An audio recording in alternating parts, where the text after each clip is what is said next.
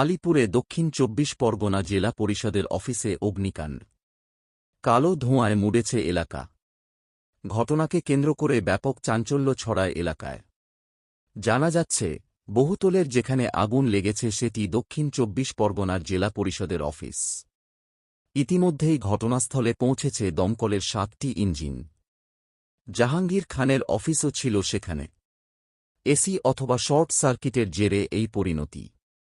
তবে আগুন পুরোপুরি নিয়ন্ত্রণে না আসা পর্যন্ত অগ্নিকাণ্ডের সঠিক কারণ বলা সম্ভব নয় বলেই জানিয়েছেন আধিকারিকরা।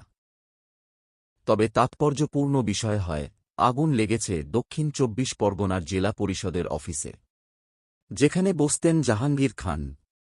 পুষ্পার গ্রেপ্তারির পরই এই অগ্নিকাণ্ডের নেপথ্যে অন্য কোনো কারণ নেই তো?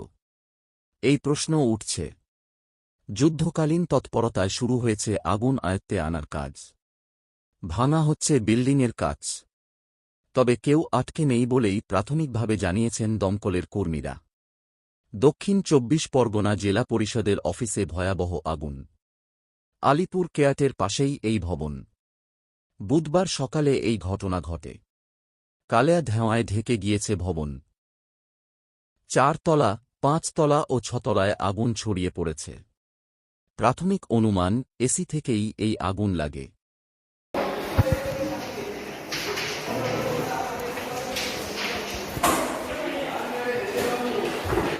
মেঘ আসছে।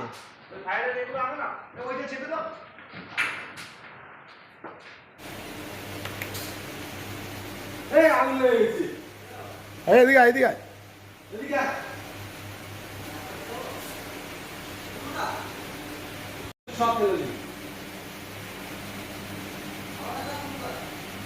ফায়ার ব্রিগেডে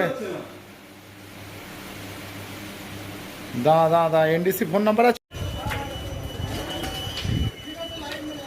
आय आय आय आय आय अरे आय आगे पिछले आय उठा उठा उठा उठा उठा आय आय आय देखे